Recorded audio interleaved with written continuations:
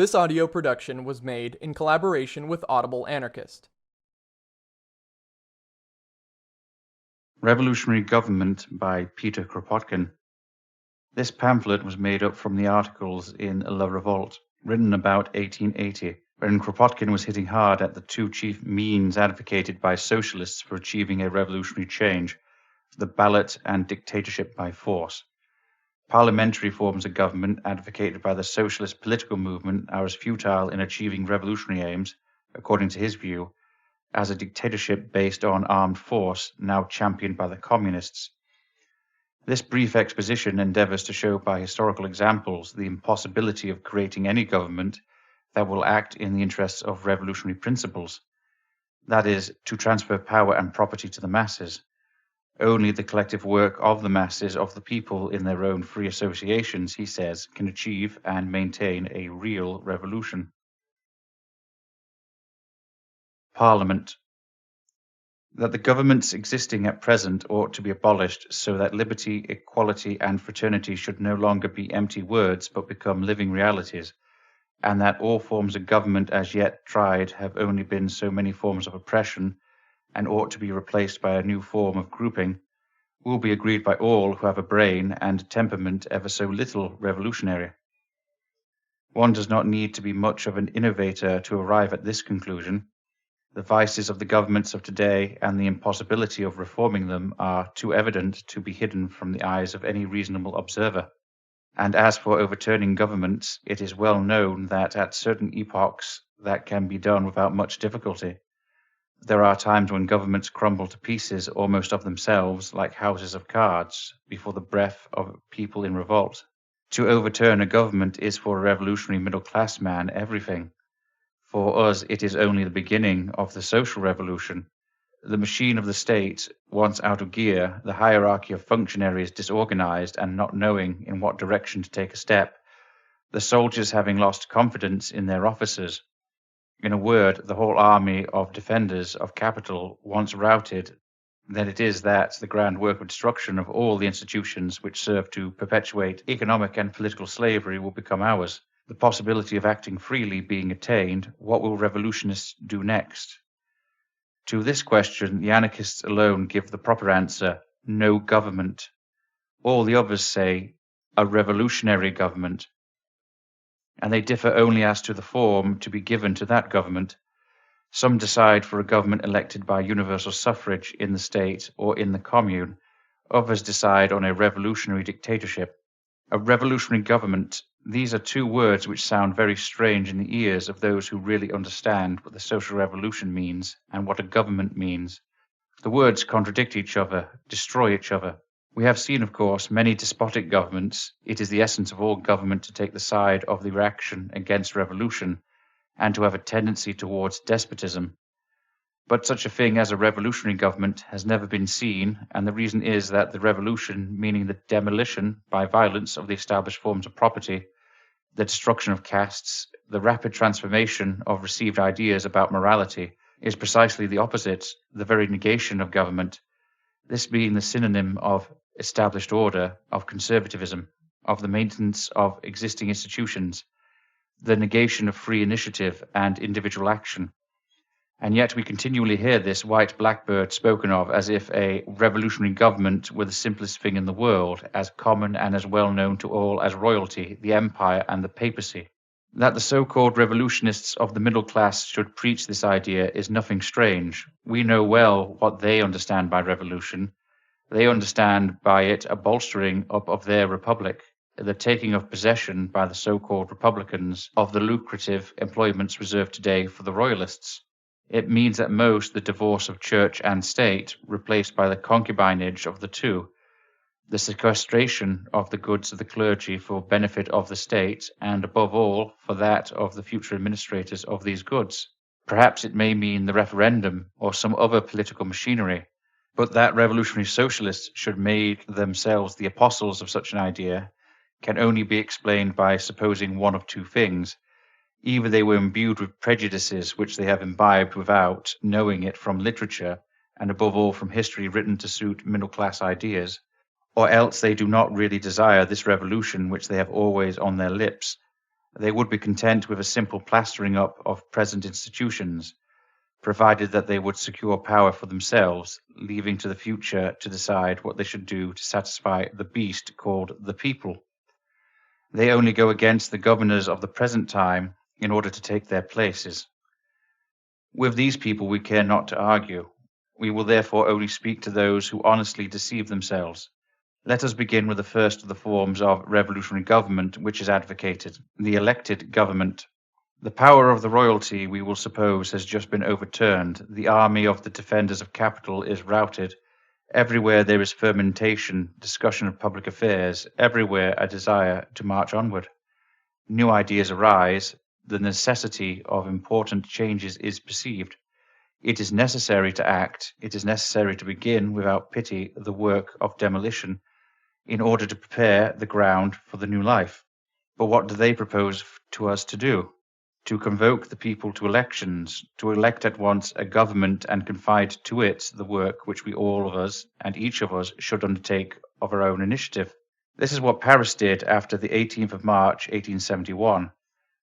I will never forget, said a friend to us, those delightful moments of deliverance.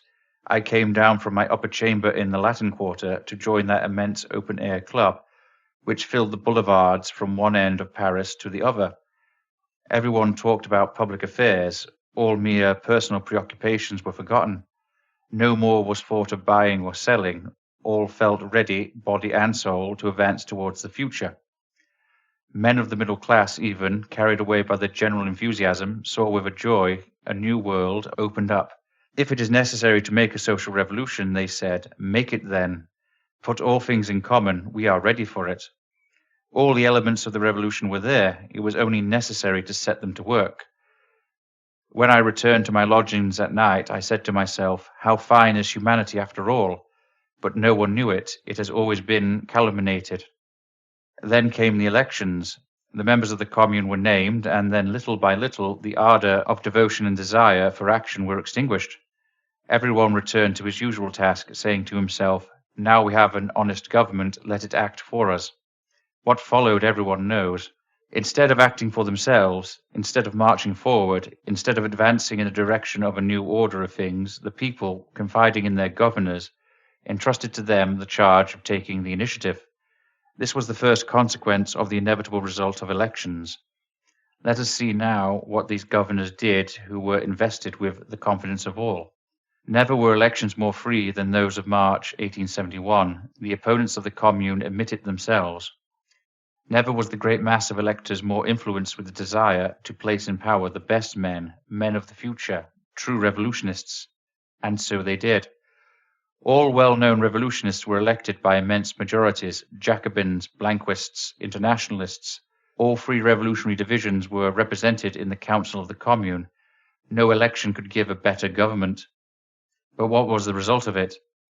Shut up in City Hall, charged to proceed after the forms established by preceding governments, these ardent revolutionists, these reformers found themselves smitten with incapacity and sterility. With all their goodwill and their courage, they did not even know how to organize the defense of Paris. Of course, people now blame the men, the individuals, for this, but it was not the men who were the cause of this failure, it was the system. In fact, universal suffrage, when it is quite free, can only produce at best an assembly which represents the average of the opinions which at the time are held by the mass of the people. And this average at the outbreak of the revolution has only a vague idea of the work to be accomplished, without understanding at all how they ought to undertake it. If the bulk of the nation, of the Commune, could only understand before the movement what is necessary to be done as soon as the government is overturned, if this dream of the utopians of the chair could be realized, we never would have had bloody revolutions. The will of the bulk of the nation once expressed, the rest would submit to it with a good grace. But this is not how things are done. The revolution bursts out long before a general understanding has come, and those who have a clear idea of what should be done the next day are only a very small minority. The great mass of people have as yet only a general idea of the end which they wish realized, without knowing much how to advance towards that end, and without having much confidence in the direction to follow. The practical solution will not be found, will not be made clear until the change will have already begun. It will be the product of the revolution itself, of the people in action, or else it will be nothing. The brain of a few individuals being absolutely incapable of finding solutions which can only spring from the life of the people. This is the situation which is reflected in the body elected by universal suffrage, even if it had not the vices inherent in representative governments in general. The few men who represent the revolutionary idea of the epoch find themselves swamped among the representatives of the revolutionary schools of the past and the existing order of things. These men who would be so necessary among the people, particularly in the days of revolution, to so broadcast their ideas, to put the mass in movement, to demolish the institutions of the past, find themselves shut up in a hall, vainly discussing how to wrest concessions from the moderates and how to convert their enemies, while there is really only one way of inducing them to accept the new idea, namely to put it into execution. The government becomes a parliament with all the vices of a middle-class parliament. Far from being a revolutionary government, it becomes the greatest obstacle to the revolution, and at last the people find themselves compelled to put it out of the way, to dismiss those that but yesterday they acclaimed as their chosen. But it is not so easy to do so. The new government, which has hastened to organize a new administration in order to extend its domination and make itself obeyed, does not understand giving up so easily. Jealous of maintaining its power, it clings to with all the energy of an institution which has not yet had time to fall into senile decay. It decides to oppose force with force, and there is only one means then to dislodge it, namely to take up arms, to make another revolution, in order to dismiss those in whom the people had placed all their hopes. There you see the revolution divided against itself.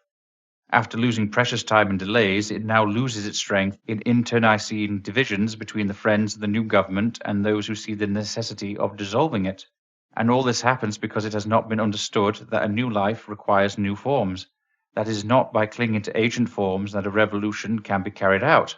All this for not having understood the incompatibility of revolution and government, for not having seen that the one is, under whatever form it presents itself, the negation of the other, and that outside of anarchism there is no such thing as revolution. It is just the same with regard to that other form of revolutionary government so often extolled, a revolutionary dictatorship. Dictatorship. The dangers to which the revolution is exposed when it allows itself to be controlled by an elected government are so evident that a whole school of revolutionists entirely renounces the idea of it. They understand that it is impossible for a people in insurrection to give themselves, by means of elections, any government but one that represents the past, and which must be like leaden shoes on the feet of the people.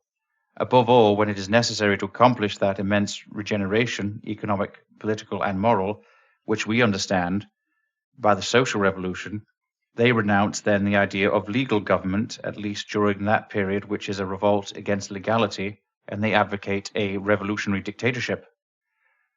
The party, say they, which will have overturned the government will take the place of it, of course. It will seize upon power and proceed in a revolutionary manner. It will take the measures necessary to secure the success of the insurrection. It will demolish the old institutions. It will organize the defense of the country. As for those who will not recognize its authority, why, the guillotine will settle them, whether they belong to the people or the middle class, if they refuse to obey the orders necessary for the advance of the revolution. The guillotine still in action? See how these budding Robespierres argue, who know nothing of the grand epic of the century but its period of decline, men who have never learned anything about it except from speeches of the hangers-on of the Republic. For us anarchists, the dictatorship of an individual or of a party, at bottom the very same thing, has been finally condemned. We know that revolution and government are incompatible. One must destroy the other, no matter what name is given to government, whether dictatorship, royalty, or parliament. We know that what makes the strength and the truth of our party is contained in this formula. Nothing good or durable can be done except by the free initiative of the people, and every government tends to destroy it. And so the very best among us, if they should become masters of that formidable machine, the government, would become in a week fit only for the gallows if their ideas had not to pass through the crucible of the popular mind before being put into execution. We know whither every dictatorship leads, even the best intentioned, namely to the death of all revolutionary movement. We know also that this idea of dictatorship is never anything more than a sickly product of governmental fetish worship, which, like religious fetish worship, has always served to perpetuate slavery. But we do not now address ourselves to anarchists. We speak to those governmental revolutionists who, led astray by the prejudices of their education, honestly deceive themselves and ask nothing better than to discuss the question. We therefore speak to them from their own point of view. To begin with one general observation, those who preach dictatorship do not in general perceive that in sustaining this prejudice, they only prepare the way for those who later on will cut their throats. There is, however, one word of Robespierre's which his admirers would do well to remember. He did not deny the dictatorship in principle, but, quote, "Have good care about it," he answered to Mander when he spoke to him of it. Brissot would be the dictator. Yes, Brissot, the crafty Girondin, deadly enemy of the levelling tendencies of the people, furious defender of property, though he once called it theft. Brissot, who would coolly have consigned to the Abbaye prison Herbert, Marat, and all the moderate Jacobins. Now, this was said in 1792. At that time, France had already been 3 years in revolution. In fact, royalty no longer existed, it only awaited its death stroke. The feudal regime was actually abolished. And yet, even at this time, when the revolution rolled its waves untrammeled, it was still the counter-revolutionist Brissot who had the best chance to be made dictator. And who would it have been previously in 1789? Mirabeau is the man who would have been acknowledged as the head of the government, the man who made a bargain with the king to sell him his eloquence. This is the man who would have been thrust into power at this time. If the insurgent people had not imposed its sovereignty, sustained it by its pikes, and if it had not proceeded by the accomplished facts of the Jacquerie in making illusory every government constituted at Paris or in the departments. But governmental prejudice so thoroughly blinds those who speak of dictatorship that they prefer the dictatorship of a new Brissot or a Napoleon to abandoning the idea of giving another master to men who are breaking the chains of their slavery. The secret societies of the time of the Restoration and of Louis Philippe contributed powerfully to maintain this prejudice of dictatorship. The middle-class Republicans of the time, aided by the workers, made a long series of conspiracies with the object of overturning royalty and proclaiming the Republic. Not understanding the profound change that would have to be effected in France before even a Republican regime could be established, they imagined that by means of a vast conspiracy they would someday overturn royalty, take possession of power, and proclaim the Republic. For more than 30 years, those secret societies never ceased to work with an unlimited devotion and heroic courage and perseverance. If the Republic resulted from the insurrection of 1848, it was thanks to these societies and thanks to the propaganda by deed made by them for 30 years. Without their noble efforts, the Republic would have been impossible.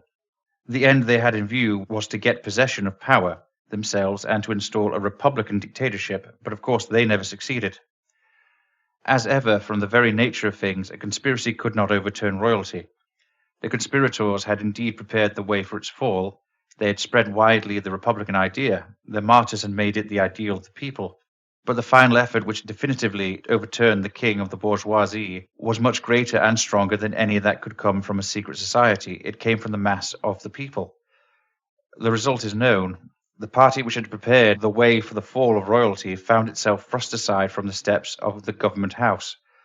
Others, too prudent to run the risk of conspiracy, but better known, more moderate also, lying in wait for the opportunity of grasping power, took the place which the conspirators had hoped to conquer at the point of the bayonet. Journalists, lawyers, good talkers who worked hard to make a name for themselves while the true Republicans forged weapons or expired in jail took possession of power. Some of them, already well known, were acclaimed by the people. Others pushed themselves forward and were accepted because their name represented nothing more than a program of agreement with everybody. It is useless to tell us that this happened because of a want of practical spirit in the party of action, and that others will be able to do it better in future. No, 1,000 times no. It is a law as immutable as that which governs the movement of the stars, that the party of action must be thrown aside and the intriguers and talkers seize upon power. They are always better known to the great mass that makes the final effort. They get more votes because, with or without voting papers, by acclamation or by the ballot box, at the bottom it is always a kind of tacit election, which is made in such cases by acclamation. They are acclaimed by everybody, and above all by the enemies of the revolution, who prefer to put forward nobodies, and thus by acclamation those men are accepted as rulers who are really either enemies of the movement or indifferent toward it. The man who more than any other was the incarnation of this system of conspiracy, the man who by a life spent in prison paid for his devotion to this system, on the eve of his death uttered these words which of themselves make an entire program, quote, "Neither God nor master," end quote. The impotence of revolutionary governments. To imagine that a government can be overturned by a secret society, and that secret societies can take its place, is an error into which have fallen all the revolutionary organizations which sprang to life in the bosom of the Republican middle class since 1820. And yet facts abound which prove what an error it is. What devotion, what abnegation, what perseverance was not displayed by the Republican secret societies of the Young Italy Party. And yet all this immense work, all these sacrifices made by the youth of Italy, before which even those of the Russian revolutionary youth pale, all the corpses piled up in the casements of Austrian fortresses, and under the knife and bullets of the executioner, all this only brought into power the crafty, robbing middle class and royalty. It is inevitable, it cannot be otherwise, for it is not secret societies nor even revolutionary organizations that can give the finishing blow to governments. Their function, their historic mission, is to prepare men's minds for the revolution. And then when men's minds are prepared and external circumstances are favorable, the final rush is made, not by the group that initiated the movement, but by the mass of the people altogether outside of the society. On the 31st of August, Paris was deaf to the appeals of Blanqui. 4 days later, he proclaimed the fall of the government. But then the Blanquists were no longer the initiators of the movement. It was the people, the millions who dethroned the man of December, and proclaimed the humbugs whose names for 2 years had resounded in their ears. When a revolution is ready to burst out, when the movement is felt in the air, when its success is already certain, then 1,000 new men on whom the organization has never exercised any direct influence come and join the movement like birds of prey coming to the field of battle to feed on the victims. These help to make the final effort, but is not in the ranks of the sincere and irreconcilable conspirators. It is among the men on the fence that they look for their leaders. The conspirators, who still are possessed with the prejudice of a dictatorship, then unconsciously work to put into power their own enemies. But if all this that we have just said is true with regard to political revolutions, or rather outbreaks, it is much more true with regard to the revolution we desire, the social revolution. To allow any government to be established, a strong and recognized power, is to paralyze the work of the revolution at once. The good that this government would do is nil, and the evil immense. What do we understand by revolution? It is not a simple change of governors. It is the taking possession by the people of all social wealth. It is the abolition of all the forces which have so long hampered the development of humanity. But is it by decrees emanating from a government that this immense economic revolution can be accomplished? We have seen in the past century the Polish revolutionary dictator Kosciuszko decree the abolition of personal servitude, yet the servitude continued to exist for 80 years after this decree. We have seen the convention, the omnipotent convention, the terrible convention as its admirers call it, decree the equal division per head of all the communal lands taken back from the nobles.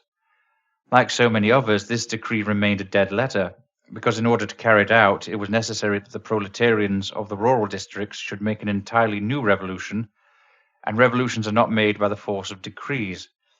In order that the taking possession of social wealth should become an accomplished fact, it is necessary that the people should have their hands free, that they should shake off the slavery to which they are too much habituated, that they act according to their own will, and march forward without waiting for orders from anyone.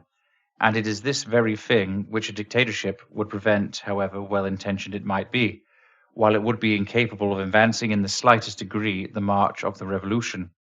But if government, were it even an ideal revolutionary government, creates no new force and is of no use whatsoever in the work of demolition which we have to accomplish, still less can we count on it for the work of reorganization which must follow that demolition.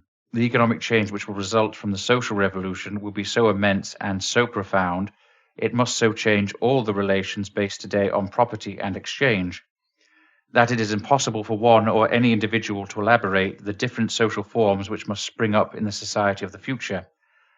This elaboration of new social forms can only be made by the collective work of the masses.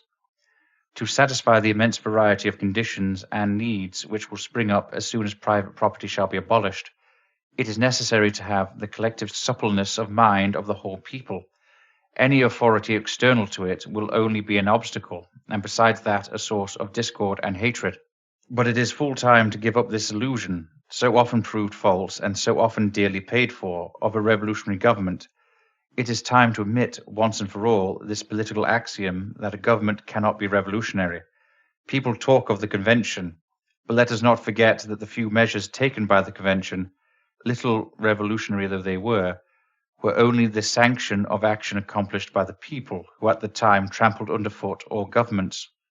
As Victor Hugo had said, Danton pushed forward Robespierre, Marat watched and pushed on Danton, and Marat himself was pushed on by Kropotkin.